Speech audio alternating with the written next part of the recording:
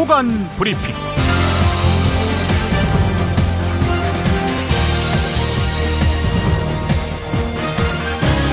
2015년 9월 11일 금요일입니다. 30대의 노동시간이 가장 긴 것으로 나타났습니다. 장시간 노동이 원인의 하나인 과로사 유족급여, 그리고 장의비, 그러니까 산업재해 신청도 모든 연령대 가운데서 30대만 꾸준히 늘고 있습니다. 국회 입법조사처가 장하나 새정치민주연합 의원에게 공개한 최근 3년 동안의 근로시간 비교의 결과입니다. 10대는 선행학습, 사교육으로 별보고 등하교하고, 20대는 스펙, 어학, 학점 따느라 청춘을 허비하며, 40대는 각종 육아, 보육 부담으로 허리가 휘고, 50대는 조기 퇴직, 잘하면 임금이 꺾이고, 아들, 딸에게 일자리 물려주면서 미래를 설계할 수 없는 지경이 되며, 60대부터는 불우하고 불안한 노후를 살게 됩니다. 가장 현명하고 역동적일 30대 역시 팍팍한 삶을 사는 것으로 이번에 드러나게 된 것입니다. 모든 세대가 불행한 시대, 이런 시대를 지배하는 정부는 여전히 국민 행복 시대를 운운하고 있습니다. 먼저 이 시각 반드시 알아야 할 뉴스부터 짚어보겠습니다.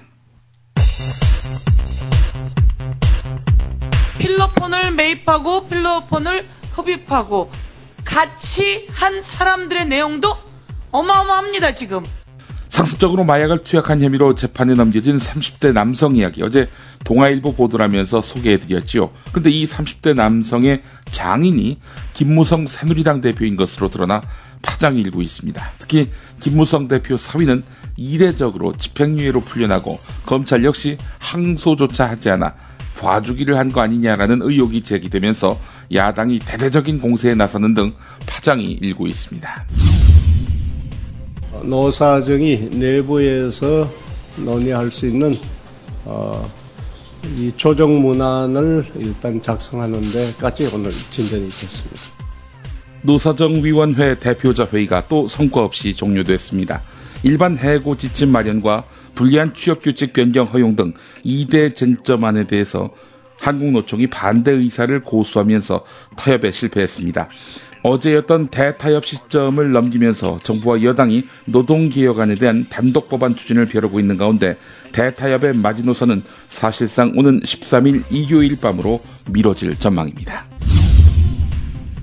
그리고 향후 개혁도 그 밑에 일정을 썼습니다. 지명관계상 충분하진 못하지만 일단 보고 드린 것으로 교육부가 안 됩니다. 것입니다. 아니 그러면 정부 세종청사에서 열린 국회 교육문화체육관광위원회 교육부 국정감사는 1시간 만에 정회됐습니다. 야당 의원들이 역사교과서 국정화에 대한 황우여 장관의 분명한 입장 표명을 요구하면서 파행한 것입니다. 새정치민주연합 유기홍 의원은 황우여 장관의 업무 보고 전에 의사진행 발언을 통해서 정부 여당의 국정화 추진 방침은 이미 기정사실이나 마찬가지인데 장관은 결정된 게 없다고만 하고 있다라고 말했습니다. 국정화를 할지 답을 내놓으라는 야당과 이에 저항하는 여당의 반발이 이어지면서 박주선 위원장은 업무 보고도 받지 못한 채 정회를 선언했습니다.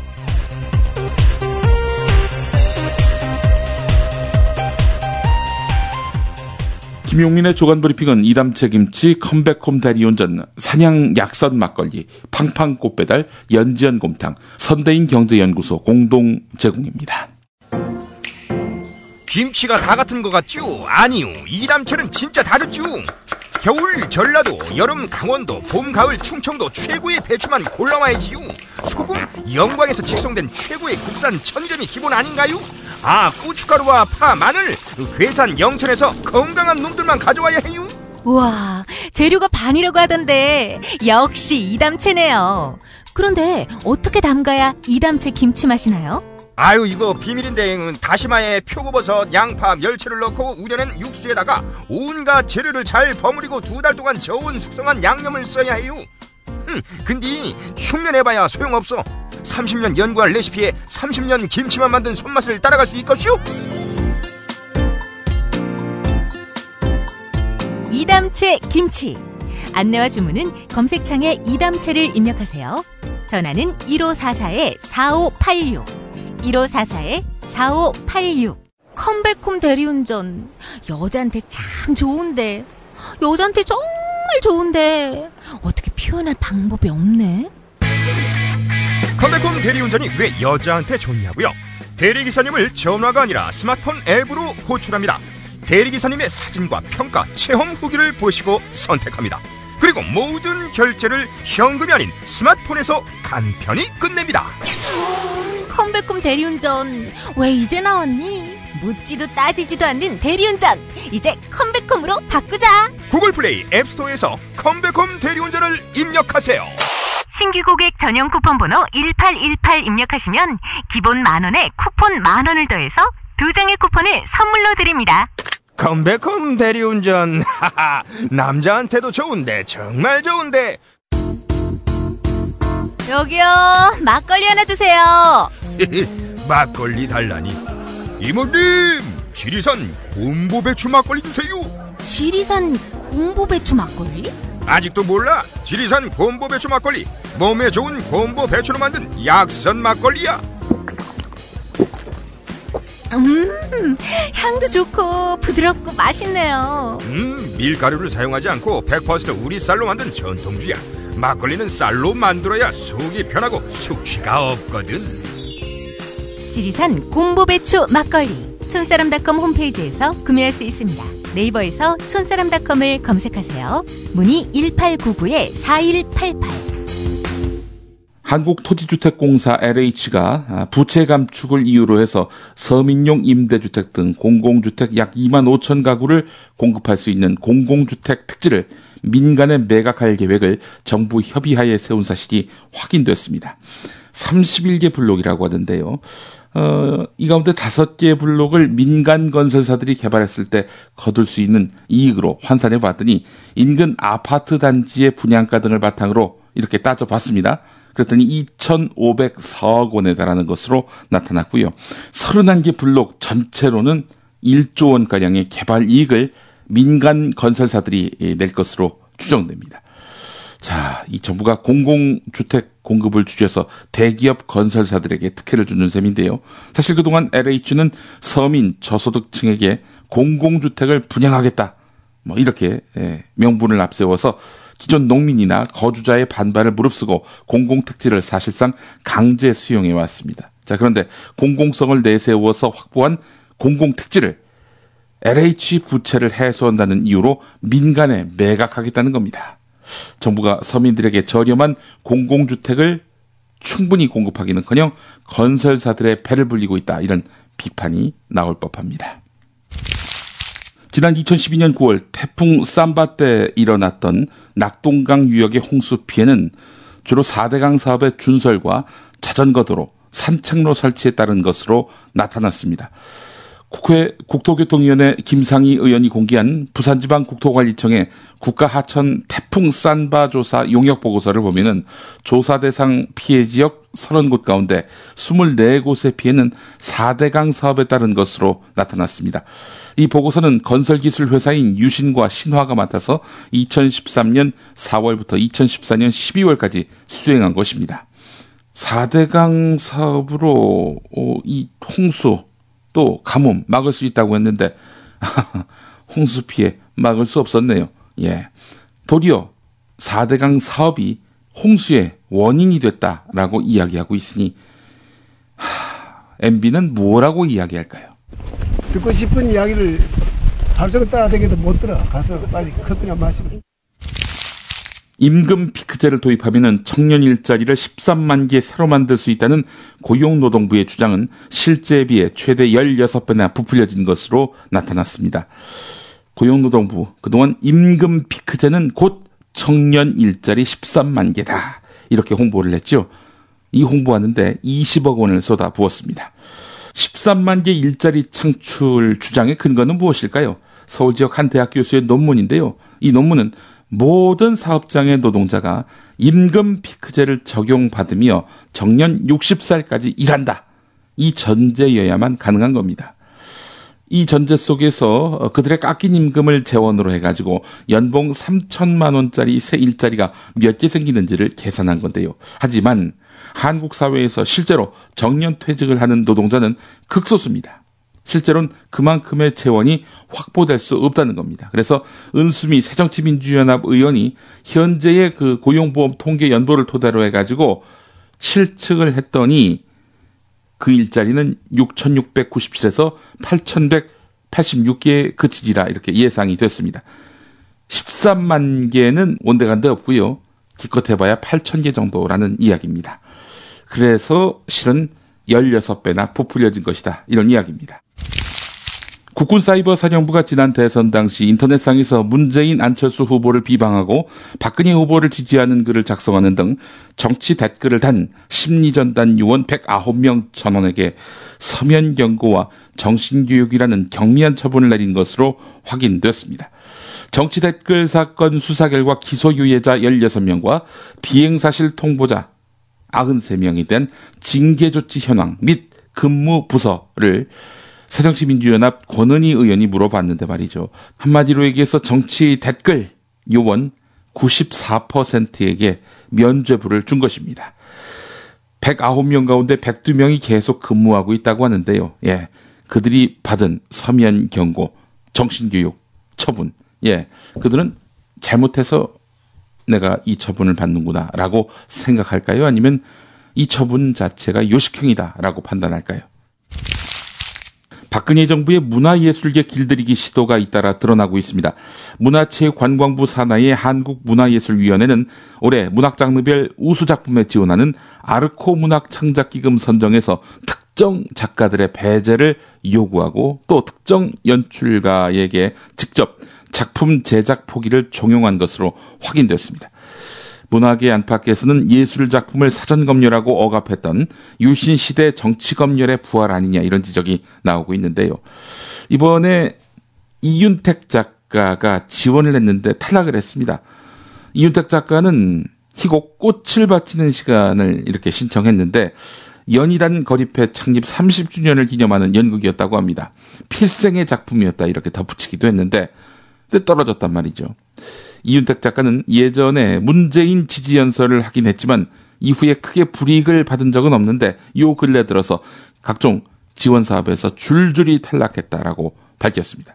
선정에 참여했던 한 심의위원도 가장 큰 문제는 문학적 판단이 아닌 문학 외적 판단에 따라서 당락이 결정된 경우가 있었다는 것이다. 이렇게 말했다는 겁니다. 한편 올해 4월에 창작산실, 즉 예술위원회가 연극, 무용 같은 문화예술 분야 작품을 지원하는 사업이 바로 창작산실인데요. 창작산실 연극 분야 선정에 참여한 한 심의위원이 한겨레 기자에게 밝힌 내용이 있습니다.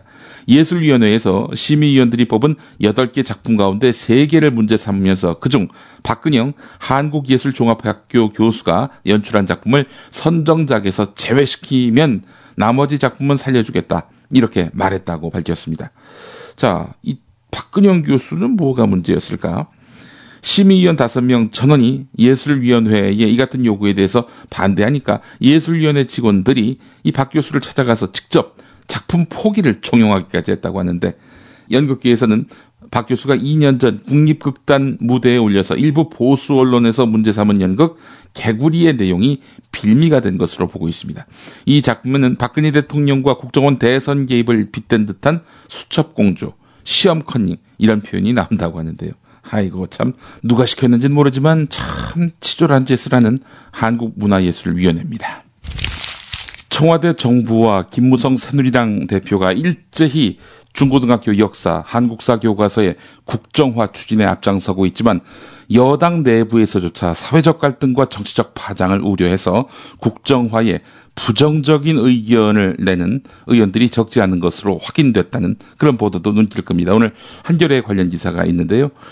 한겨레가 교과서 문제를 관할하는 국회 교육문화체육관광위원회 소속 새누리당 의원 16명을 상대로 역사 한국사 교과서 국정화에 대한 의견을 물어봤는데 국정화 찬성이 7명, 반대가 4명, 유보가 4명으로 나타났습니다. 한 명은 연락이 닿지 않았습니다. 유보 의견 가운데에도 여론을 살피겠다라면서 국정화에 신중한 태도가 많은 점을 고려한다면은 담당 상임위원회인 교문위의 새누리당 의원들조차 국정화 찬성 의견이 절반을 넘지 못하는 것으로 보입니다. 국정화를 할 경우 야당이 반발하는 등 정치적 파장이 클 것이고 제대로 된 국정교과서를 집필할 인재 등 과연 능력이 담보되는지 의문이다. 이렇게 반대하는 의견의 목소리를 오늘 한겨레가 담았습니다. 국정화하고 나면은 정권이 바뀔 때마다 교과서를 다시 쓰자는 논란이 나올 수도 있다. 이런 의견을 가진 의원도 있었다고 하는데요. 또 다른 의원은 황우여 교육부 장관조차 국정화했을 때의 파장을 여당이 돌파해낼 건지 판단해 달라라면서 오히려 떠미는 느낌이라면서 국정화를 추진할 준비가 안 된 것 같다. 이렇게 말했다고 합니다. 현재 검인정 체제를 유지하면서 집필 기준을 강화해서 국정화의 취지를 살리는 방법도 있다라는 그런 의견도 있었다고 하는데요.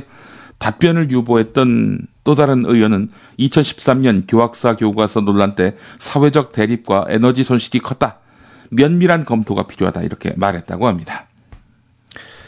같은 면에 있는 또 다른 한겨레 기사를 보겠습니다. 정부의 고등학교 한국사 교과서 국정화 추진과 관련한 반대 여론이 거센 가운데 교육부가 분명한 방침을 밝히지 않아서 검정 교과서를 발간해온 출판사들의 비상이 걸렸습니다. 한 출판사는 역사, 교육학 전공 교수들과 집필 가계약을 맺고 교육부 방침에 촉각을 곤두세우고 있습니다. 이 출판사 관계자는 국정화가 되든 안 되든 검정교과서 준비를 안 할 수가 없다. 상황 자체가 불확실해서 가계약 형태로 일단 계약을 맺는 것이다. 이렇게 말했다고 하는데요. 국정 한국사 교과서가 도입되면, 그러니까 검정교과서가 폐지되면 검정교과서를 제작하던 출판사들은 사실상 시장에서 강제 퇴출될 수밖에 없습니다. 이 출판사 관계자는 국정교과서로 가면 검정교과서 시장은 없어지는 거라 이념을 떠나서 회사로서는 사업 기회를 잃게 되는 것이다. 이렇게 말했다고 합니다. 또 다른 출판사 관계자는 검정교과서가 어렵게 도입됐는데 다시 국정교과서로 되돌아간다니 답답하다라면서 한숨을 내쉬기도 했습니다. 한편 또 다른 출판사의 한국사 교과서 집필에 참여해온 한 교사는 교과서 한 권이 5년가량은 유통돼야 출판사들이 투자금을 회수할 수 있는 걸로 한다. 4년도 짧은데 3년이면 더 문제가 심각하다. 네, 이렇게 설명했습니다. 사실 국정교과서를 쓴다면 2017년 1학기부터 쓴다는 거 아닙니까? 2009 교육과정 개정 당시 출판사마다 2억 원에서 3억 원의 개발비를 투자해서 교과서를 만들었는데 통상 교과서는 최소 4년에서 5년은 판매돼야 손익분기점에 이르거든요. 그런데 예정보다 1년 앞서서 폐기하는 셈이 됩니다. 2017년 1학기부터 한다면은, 그렇다면은 출판사들 엄청난 손해를 보는 셈이죠. 반발이 거셀 것으로 보입니다. 자, 김무성 새누리당 대표가 국정화를 지지한다라고 말씀드렸는데 지금 김무성 새누리당 대표 어제 갑자기 말수가 확 줄었습니다. 둘째 사위인 이모 씨가 상습적인 마약 투약 혐의로 기소됐는데 말이죠.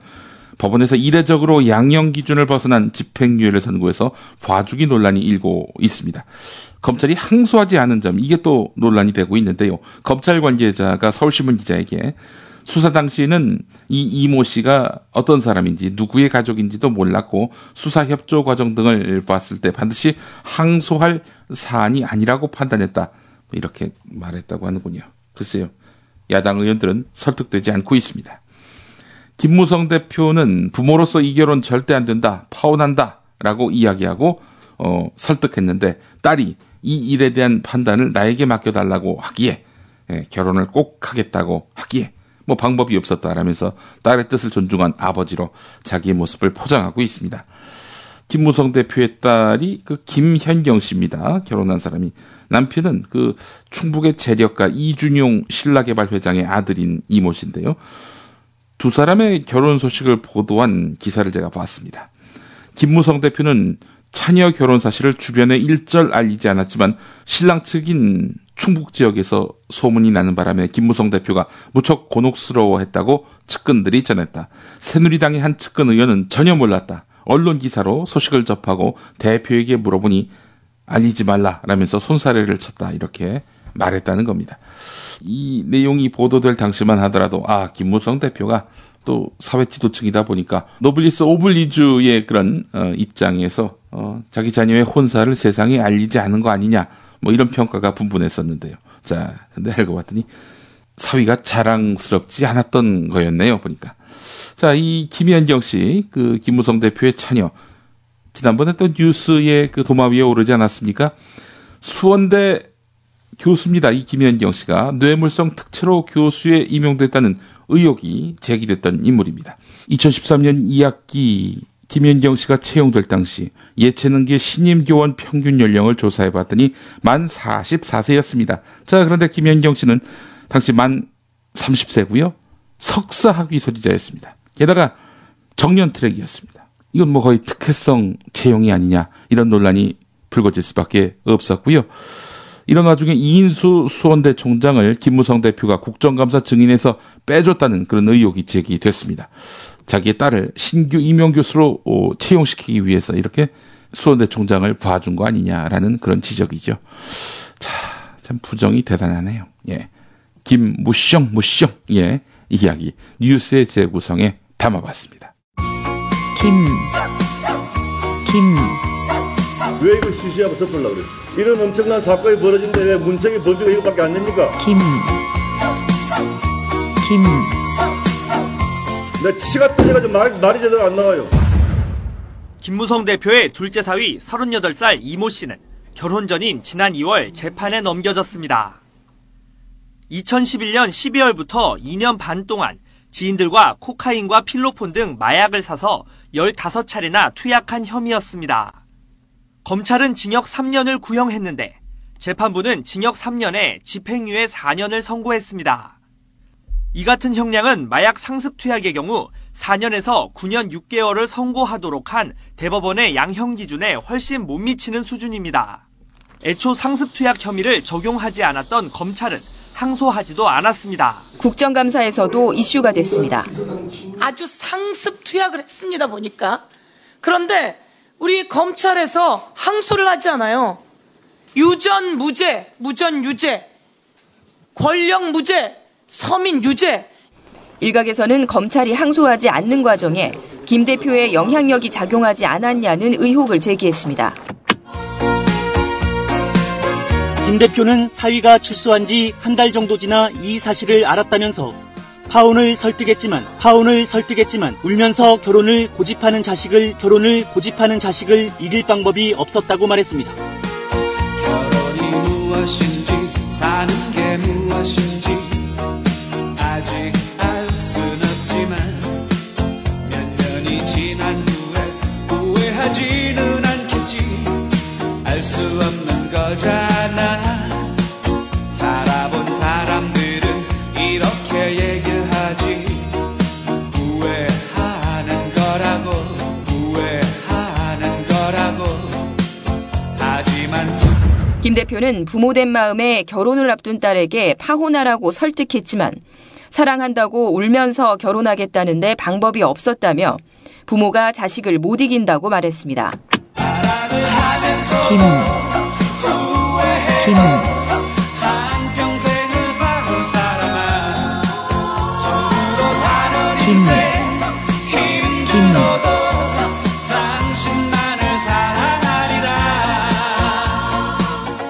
이런 사람이 대한민국에 대통령이 되어도 되겠습니까, 여러분? 후회는 왜 하나? 정들어 사는 인생 힘들어도 당신만을 사랑하리라. 미스김, 거래처에 화환 하나 보내주세요. 정말요? 아니, 미스김한테 꽃 보내는 게 아닌데 왜 이렇게 좋아해요? 부장님, 꽃배달하면 팡팡 꽃배달이에요. 모르셨어요? 팡팡 꽃배달 스마트폰 앱을 설치해서 주문하면 그때마다 10% 적립이 되고 소개받은 친구가 팡팡 꽃배달을 시키면 또 저한테 7% 적립되고요. 그렇게 해서 쌓인 포인트로 영화, 여행, 명품 쇼핑은 물론 10,000포인트부터는 현금 인출도 가능하다고요. 미스김, 팡팡 꽃배달 내가 보낼게요. 어머, 부장님이 주문하실 거면 팡팡머니 추천이는 저로 해주세요. 네, 팡팡 터지는 혜택과 즐거움 팡팡 꽃배달. 지금 구글 플레이 스토어에서 팡팡머니 앱을 설치하세요. 보다 자세한 내용을 알기 원하시면 네이버에서 팡팡 꽃배달을 검색하세요. 6살 하늘이 밥을 잘 안 먹어요. 엄마, 나 이거 맛이 없어요. 그만 먹을래요. 엄마의 걱정은 점점 더해가는데요. 그런데 이때 택배입니다. 연지연 곰탕이 배달됐어요. 직접 도끼로 팬 장작불 위에 와규를 한가득 넣은 가마솥에서 24시간 끓인 진국. 연지연 곰탕이 하늘이 입에 들어가는 순간 맛있다. 엄마 한 그릇 더 주세요. 하늘이의 밥도둑 연지연 곰탕. 조미료 같은 첨가물이 전혀 들어가지 않아 엄마의 기쁨은 더하답니다. 연지연 곰탕은 강화군에서 김포시 방향으로 강화대교 건너자마자 있습니다. 포장 판매는 한 팩 800g에 7,000원, 7팩 이상 무료 배송합니다. 주문 전화는 010-7252-1114, 010-7252-1114. 국내의 경제 상황을 정확하게 짚어온 선대인 경제연구소가 최근 미국발 금리 인상과 중국 경기 하락 등 요동치는 세계 경제 흐름을 면밀히 짚어드립니다. 출범 3년가 슈퍼차이나 리포트 론칭을 기념해 선대인 경제연구소가 푸짐한 보고서 구독 이벤트 혜택을 마련했습니다. 리포트 베스트 20, 저성장 시대 경제의 큰 흐름에서 찾는 투자의 기회 보고서와 5대 경제 이슈 긴급 정리 특강 수강 기회 등 3종 세트를 기본으로 제공합니다. 좀 더 자세한 내용은 연구소 홈페이지를 참고하세요. 선대인 경제연구소 문의는 070-7584-2050, 070-7584-2050. 홈페이지는 sdinomics.com입니다. 김용민이 전해드리는 조간 브리핑. 이른 아침 조간신문 핵심 기사를 훑어보는 시간, 김용민의 조간 브리핑. 월요일부터 토요일까지 매일 오전 7시대에 업데이트됩니다. 뉴스뿐 아니라 그 안에 숨은 맥락도 짚어드립니다. 대공사범을 사면한 김대중 노무현 정부가 종북 세력에 날개를 달아줘서 공포 정치를 한 것 아니냐. 예. 대한민국 지키기 불교도 총연합, 이른바 대불총이 지난해 6월부터 11월까지 이런 내용을 담은 강연회를 4차례나 열었습니다. 당시 강연록을 보니까 말이죠. 강연자가 세월호 일부 유가족과 성직자를 교황을 속인 거짓말쟁이, 종북구현 사제단이라고 표현한 대목이 나옵니다. 행정자치부가 비영리 민간단체 공익활동 지원사업 보조금으로 지원한 강연회에서 이런 말들이 나왔다는 겁니다. 강창일 새정치민주연합 의원은 행정자치부로부터 받은 지원사업 신청서를 바탕으로 분석한 결과를 공개했는데 정부가 잘못된 역사인식과 편향된 종북몰이를 하는 단체에게 예산을 지원하고 있다, 이렇게 비판했습니다. 대불총이 2009년부터 올해까지 모두 2억 3,200만 원을 지원받았고 세월호 참사 전쟁 이용 중단 집회 등을 이끈 애국단체 총연합회는 2012년부터 올해까지 1억 9,300만 원을 받아갔습니다. 종북과 싸우는 국민들의 행동대를 표로 내세운 국민행동본부는 지난해와 올해 4천만 원씩 지원받았습니다.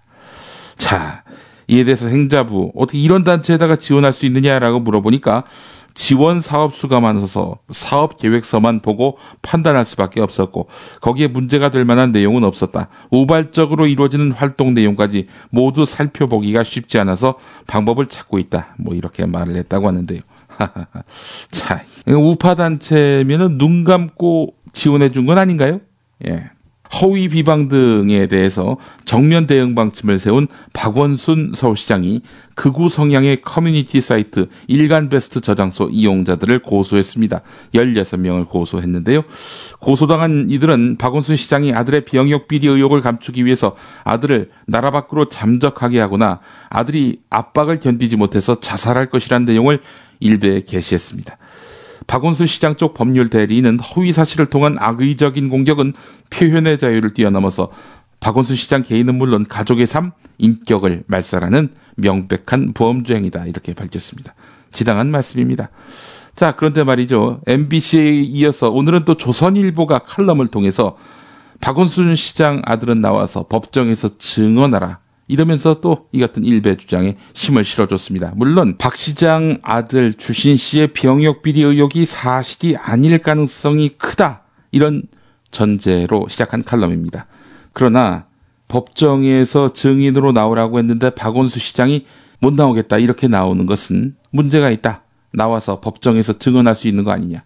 예, 이게 사실은 논란을 계속 일으켜서 뭔가가 있는 것처럼 대중에게 인식시키는 일종의 이것도 선동술이거든요. 7번에 걸쳐서 박원순 시장 아들의 병역 비리 의혹은 사실 무근이라고 판단이 나왔습니다. 법원 검찰로부터. 그런데 계속해서 뭐 문제가 있다, 뭐 의혹이 있다 이름으로써 박원순이가 뭐 크게 감추는 게 있구나 이런 식으로 나오고 있다는 거죠. 자식의 고통을 생각하는 박원순 시장의 입장은 충분히 이해된다. 뭐 이런 말도 곁들였지만은 아마도 이것은 박원순 시장 쪽에서의 그 사법적 대응을 고려한 일종의 방패막으로 보입니다. 박정훈 부국장 겸 디지털 뉴스 본부장의 칼럼 오늘 조선일보에 실렸습니다. 인용의 가치가 그렇게 느껴지지 않는 그런 칼럼이었습니다. 정준양 전 포스코그룹 회장이 재임 시절에 협력업체를 활용하는 은밀한 수법으로 정치권에 금품을 전달한 의혹이 검찰 수사로 속속 드러나고 있는데요. MB정부 실세 입김으로 회장 자리에 오른 정준양 씨, 박근혜 정부 출범 이후에도 MB 쪽 인사에게 포스코 협력사를 설립한 다음 일감을 몰아주는 특혜를 제공한 것으로 또 나타났습니다. ENC라는 회사입니다. ENC라는 회사가 박근혜 대통령 취임 나흘 전에 설립이 됐는데 MB 측근인 이병석 의원까지 개입한 정황이 포착됐다고 합니다. 검찰은 정준양 전 회장 세 번째 소환해서 고강도 조사를 벌였다고 합니다. 중앙일보 김영희 칼럼 하나 소개하겠습니다. 박 대통령의 유토피아적 사고란 제목인데요. 일부 언론은 박근혜 대통령의 중국 방문 이후에 대북 동북아 정책에 박근혜의 독트린이라는 이름을 붙인다. 독트린이 이름값을 하려면 멀로 독트린, 브레즈네프 독트린, 닉슨 독트린 같이 대륙 규모의 정책의 대전환, 해당 지역 다수 국가 사람들의 삶을 지배할 큰 흐름이 있어야 하는 것이다. 그러나 박근혜 대통령이 국민에게 제시한 것은 강조점이 바뀐 대북 정책일 뿐이다. 박근혜 독트린이라는 표현 자체가 과하다 이런 얘기죠. 박 대통령의 방중 후 발언에서 새로운 것이 있었다면 동북아 협력의 강조다. 그건 이미 제한된 동북아 평화협력기구의 재탕이지만 우리 민족끼리나 우리의 자주적인 힘으로 통일한다는 말의 비현실성, 통일은 남북한과 주변 4강의 2+4의 합작으로만 가능하다는 현실을 반영한 구상이다. 독일의 경우 빌리 브란트는 독일 통일은 모스크바에서 시작된다는 인식에서 출발했다. 소련의 의사에 반해서 소련의 협력 없이는 통일이 불가능하다는 현실을 받아들인 것이다. 독일의 20에서 22개의 사단의 병력을 유지하고 있던 소련은 언제든지 시민혁명을 탱크로 진압할 수 있었다. 한반도에서는 통일의 열쇠를 독점하고 있는 모스크바가 없다. 우리의 통일은 어디서 시작되는가? 서울과 평양에서 시작해서 미국, 중국, 러시아, 일본의 지지와 협력을 얻어서 완결되는 것이다. 그래서 먼저 할 일은 남북한 8.25 합의의 오솔길을 큰 틀의 관계 개선과 협력의 대로로 발전시키는 것이다. 그러자면은 통일이라는 말도 국내 정치에 꼭 필요한 만큼만 사용하고 남발을 자제하는 것이 중요하다. 지나친 적대도 또 지나친 환상도 문제가 있다. 주변 국가의 조화를 이루는 통일 논의가 가장 현실적이다라는 김영희 대기자의 칼럼이었습니다. 중앙일보 김영희 대기자의 남북관계 통일 관련한 칼럼은 주목하게 됩니다. 물론 중앙일보에 3일만 참자 그러면은 북을 점령할 수 있다라고 주장하는 덜 떨어진 논설위원도 있습니다만은. 전두환 정권의 대표적인 군 의문사 사건인 허원근 일병 사건이 영원한 의문사로 남게 됐습니다. 대법원은 허원근 일병의 유족이 국가를 상대로 낸 손해배상 청구 소송에서 사망 원인에 대한 판단을 유보했습니다. 대법원은 허원근 일병이 다른 공무원의 위법한 직무 집행으로 사망했다고 보기 어렵지만 그렇다고 자살로 단정해서 타살 가능성을 전적으로 배제할 수 없다 이렇게 밝혔습니다. 현재 남은 자료로는 사망 원인을 규명할 수 없다는 겁니다. 허원근 일병 사건 이미 보도를 통해 접하신 분들은 많이 아시겠습니다만은 1984년 강원도 화천군 육군 7사단에서 복무하던 허원근 일병이 3발의 총상을 입고 숨지면서 불거졌습니다. 당시 군 당국은 자살로 결론지었지만 2002년 의문사 진상규명위원회는 타살됐다는 조사 결과를 내놨습니다. 이후에 유족이 소송을 제기해서 1심에서 타살로 판단했는데 항소심에서는 자살이라고 뒤집었습니다. 조사 시기와 기관에 따라서 판결이 엇갈리면서 관심이 증폭됐는데요. 재판부는 사건 당시 부실 수사를 한 군 수사당국의 책임을 분명히 했습니다. 허원근 일병의 사망 원인을 규명하지 못한 이유가 당시 헌병대가 수사기관으로서 필요한 조치를 취하지 않았기 때문이라고 밝혔는데요. 국가가 유족에게 3억 원을 지급하도록 원심 판결을 확정한 것도 그런 맥락으로 보인다. 한국일보는 사설에서 이렇게 짚었습니다. 허원근 일병 사건에 대한 디테일, 이거는 군의문사 진상규명위원회에서 활동했던 고상만 전 조사관의 국민라디오 고상만의 수사반장을 통해서 확인하실 수 있습니다.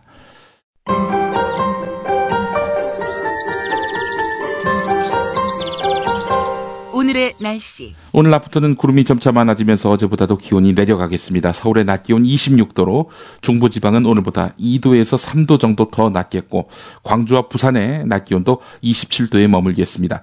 토요일에 전국에 비 소식이 있겠는데요. 비가 내리면서 서울의 낮 기온 23도에 머물겠습니다. 오늘은 한겨레 최우성 논설위원회 칼럼 압축 성장의 신화, 압축 침체의 현실을 일부 윤색해서 소개해드릴까 합니다. 어느 시대 어느 사회이건 간에 경제성장의 비밀을 하나의 요인만으로 판단할 수는 없다. 박정희 찬양론자 주장처럼 정치적 리더십이 결정적인 역할을 했을 수도 있고 더러 우리나라를 둘러싼 환경이나 남아있는 자원 등이 중요한 변수일 경우도 있다. 하지만 기초 조건의 중요성만큼은 무엇보다 우선될 수가 없다. 자본주의란 기초 조건이 평등할수록 더 역동적으로 움직이는 속성을 지녔다. 경제 성장의 속도도 훨씬 빠르다. 식민지 시대와 6.25 전쟁을 거치면서 모두가 가난하다 보니 비교적 평등한 조건에서 산업화를 시작한 우리의 경험이 말해준다. 그러나 평등할수록 빨리 성장하되 성장할수록 도리어 불평등을 낳는 것이야말로 자본주의에 피할 수 없는 숙명이다. 최근 정부가 새해 예산안을 발표했다. 정부는 복지 예산 비중이 역대 최고 수준이라고 내세우지만 눈 가리고 아웅하는 꼴이다. 정책적 의지를 가지고 수혜 대상이나 수준을 확대한 것이 아니기 때문이다. 소득 재분배를 위해서 세금을 더 걷어서 세금 수입을 늘릴 생각을 애초부터 차단해 놓고는 돈줄만 쥐어짠 데서 비롯된 뻔한 결과다. 한국 경제성장 역사는 흔히 압축성장의 신화로 받아들여진다. 수출 대기업 밀어주기도 노동자 임금 쥐어짜기도 모두가 비교적 평등했기 때문에 역동적 성장이라는 결과로 이어질 수 있었다. 하지만 이제는 다르다. 성장의 대가를 치르더라도 불평등이 극도로 심해진 상태다. 토양은 근본적으로 달라졌는데도 예전 방식으로 씨 뿌리고 농사 짓는다면 땅을 완전히 망가뜨릴 뿐이다. 꿈과 창의성을 살기는커녕 아예 말살하기 딱 십상이다. 박 대통령 스스로 박정희 신화를 배신하는 행위이자 머릿속에는 압축성장의 기억을 안고 두 다리는 압축 침체를 향해서 돌진하는 최악의 한 수다. 예. 소득 불평등, 양극화 이 문제 해결하지 않고 경제성장 이야기해봐야 소용없고 도리어 그것은 성장이 아니라 침체만 부를 뿐이다라는 날카로운 지적이었습니다. 내일 토요일인데요. 토요일도 조간 브리핑 여러분들께 제공합니다. 많은 애청 바라겠습니다. 고맙습니다.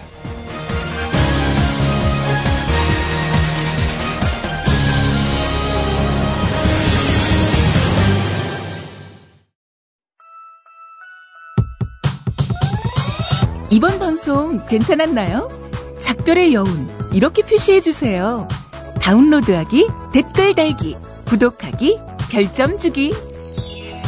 더 좋은 방송 만들어달라는 약속? 이렇게 응원해주세요. 다운로드하기, 댓글 달기, 구독하기, 별점 주기. 기억하셨죠? 다운로드하기, 댓글 달기, 구독하기, 별점 주기.